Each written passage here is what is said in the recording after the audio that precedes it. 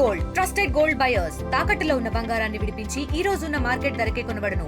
మరిన్ని వివరాలకు సంప్రదించండి 7771077720.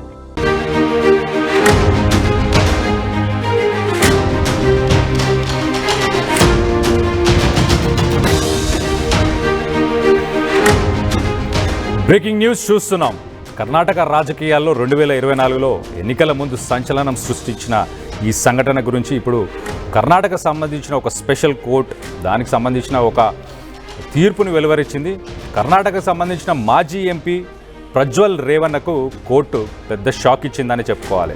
అత్యాచారం కేసులో ఆయన దోషిగా తేలినట్టు కోర్టు ఉత్తర్వులు కూడా జారీ చేసింది.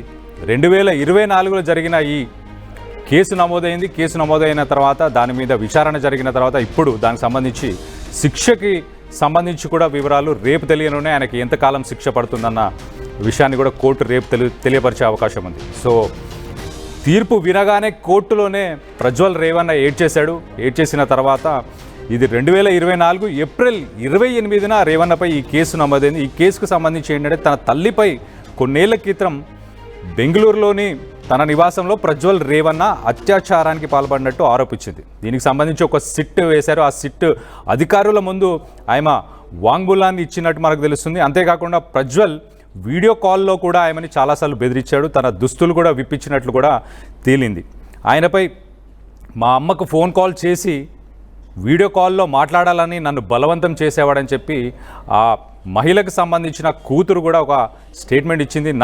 నా దుస్తులు కూడా ఇప్పాలని అడిగేవాడని చెప్పి కూడా ఆయన స్టేట్మెంట్ ఇవ్వడం మనం గమనించవచ్చు. ఆయన కనుక దానికి నిరాకరిస్తే నాకు మా అమ్మకి హాని తలపెడతాడని చెప్పి చాలాసార్లు బెదిరించాడు. ఇలా మమ్మల్ని చాలాసార్లు దీనికి సంబంధించి బెదిరింపులకు గురి చేసి మమ్మల్ని మానసికంగా శారీరకంగా మమ్మల్ని హింసించాడని చెప్పి తన కూతురు కూడా వెల్లడించింది. సో జేడీఎస్ అధినేత దేవగౌడ మనవడు కర్ణాటక మాజీ ఎంపీ ప్రజ్వల్ రేవన్న దోషిగా తేలాడు.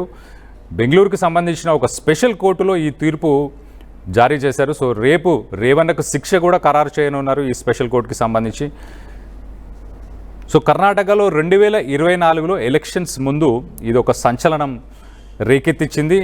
అప్పుడు దానికి సంబంధించి వివరాలని ఆ మహిళ కూతురు దగ్గర కూడా ఆ వివరాలు తీసుకున్నట్టు మనకు తెలుస్తుంది. 123 ఆధారాలను సేకరించిన తర్వాత ఆ సిట్ బృందం వాళ్ళు దానికి సంబంధించి ఆధారాలని కోర్టుకు సబ్మిట్ చేశారు. కోర్టు ఇప్పుడు బెంగళూరుకు సంబంధించిన స్పెషల్ కోర్టు దీని మీద ఉత్తర్వులు జారీ చేసినట్టు మనకు తెలుస్తుంది. 2024 ఏప్రిల్ 28న రేవన్నపై ఈ కేసు నమోదైంది. సో దానికి సంబంధించి ఇప్పుడు దానిపై తీర్పుని బెంగళూరుకు సంబంధించిన స్పెషల్ కోర్టు ఇచ్చినట్టు మనకు తెలుస్తుంది. దీనికి సంబంధించి మాజీ ఎంపీ రేవన్న న్యాయమూర్తి ఏమన్నాడో ఒక్కసారి ఆయన మాటల్లో వినే ప్రయత్నం చేద్దాం.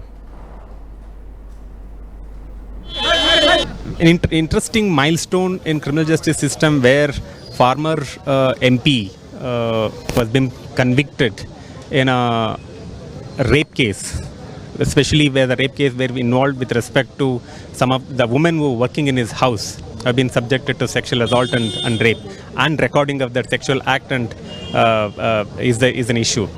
They made all efforts to derail the proceedings. They made efforts to drag the proceedings by adopting and filing applications, different types of applications, and those applications, they were unsuccessful. They went all the way to High Court also they were unsuccessful, and all their efforts to derail the proceedings have been was unsuccessful.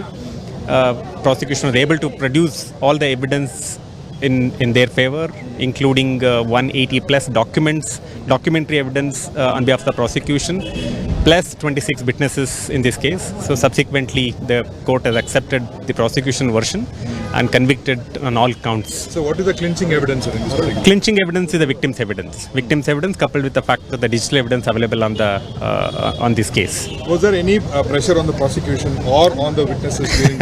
We have not had any pressure and we don't take the pressure. మొదటగా జిల్లాకు సంబంధించిన కోర్టుకు వెళ్ళారు. కోర్టుకు వెళ్ళినా వీళ్ళకి న్యాయం జరగలేదు. దాని తర్వాత కర్ణాటకకు సంబంధించిన హైకోర్టుకు వెళ్ళారు. హైకోర్టులో కూడా న్యాయం జరగలేదు. దాని తర్వాత వీళ్ళు స్పెషల్ కోర్టుకు వెళ్ళిన తర్వాత డిజిటల్ ఎవిడెన్స్ ఆ మహిళకు సంబంధించి ఆమె ఇచ్చిన వివరాల వల్ల ఇప్పుడు ఈ శిక్ష అమలవుతుందని చెప్పేసి ఈ తీర్పు వచ్చిందని చెప్పి న్యాయవాది కూడా చెప్పడం మనం గమనించవచ్చు. సో కర్ణాటకకు సంబంధించిన మాజీ ఎంపీ ప్రజ్వల్ రేవన్నకి ఇది ఒక పెద్ద షాక్ అనే చెప్పుకోవచ్చు. ఈ షాక్ని ఆయన తట్టుకోలేక కోర్టు ఆవరణలోనే ఆయన ఏడ్చేసిన తర్వాత అత్యాచారం కేసులో ఆయన దోషిగా కోర్టు కూడా తీర్పునిచ్చిన తర్వాత రేపు రేవన్నకు శిక్ష ఖరారు చేస్తూ ఆయనకి స్పెషల్ కోర్టు కూడా ఉత్తర్వులు జారీ చేసింది. సో తీర్పు వినగానే ఆయన కోర్టులోనే ఏడ్చేశాడు. సో మనం చూస్తే ఒక పక్కన ఆయన జేడీఎస్ అధినేత దేవగౌడకు కూడా ఆయన మనవడు. సో కర్ణాటకలో ఎలక్షన్స్ ముందు ఇది ఒక పెద్ద సంచలనం రేపిన ఒక సంఘటన అని మనం చెప్పుకోవచ్చు. ఈ సంఘటనకు సంబంధించి ఇప్పుడు తీర్పు వచ్చింది. సో న్యాయం దృష్టిలో అందరూ సమానమే. అది దేవగౌడ మనవడైనా, ఎంపీ అయినా, ఒక మాజీ ఎంపీ అయినా కానీ ఎవరైనా కానీ సమానమే అన్నదానికి ఇదొక ఉదాహరణ అని మనం చెప్పుకోవచ్చు.